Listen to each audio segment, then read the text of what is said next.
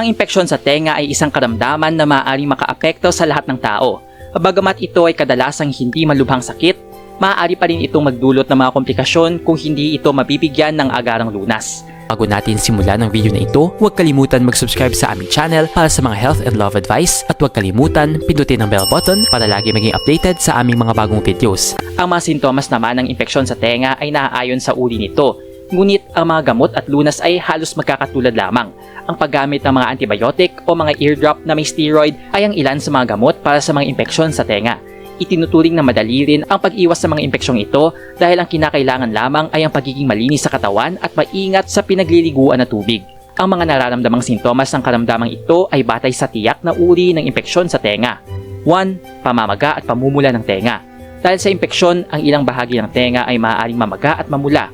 Halos lahat ng uri ng impeksyon sa tenga ay nagdudulot ng ganitong sintomas. 2. Pananakit ng tenga. Ang sintomas na ito ay madalas maranasan dahil sa otitis externa, otitis media at acute mastoiditis. 3. Pagkaroon ng nana at likido sa loob ng tenga. Maaari ring magbara ang tenga dahil sa mga likido at nana. Ang otitis externa, otitis media, infectious meningitis at acute mastoiditis ay nagpapakita ng sintomas na ito. Ito rin ang pangunahing sintomas para sa serious otitis media. 4. Makating tenga. Ang pangangati ng tenga ay maaari maging sintomas ng otitis externa. 5. Mahinang pandinig. Pwedeng humina pansamantala ang pandinig ng pasyenteng may impeksyon sa tenga dahil sa pamamaga o pagbara dulot ng nana o likido. 6. Lagnat. Dahil sinusubukang labanan ng katawan ng impeksyon sa tenga, maaaring magkaroon ng pasyente ng lagnat. Ito ay pwedeng maranasan ng mayroong otitis media, infectious meningitis at acute mastoiditis. 7. Pagkawala ng balanse, pagkalula o pagkakaroon ng vertigo.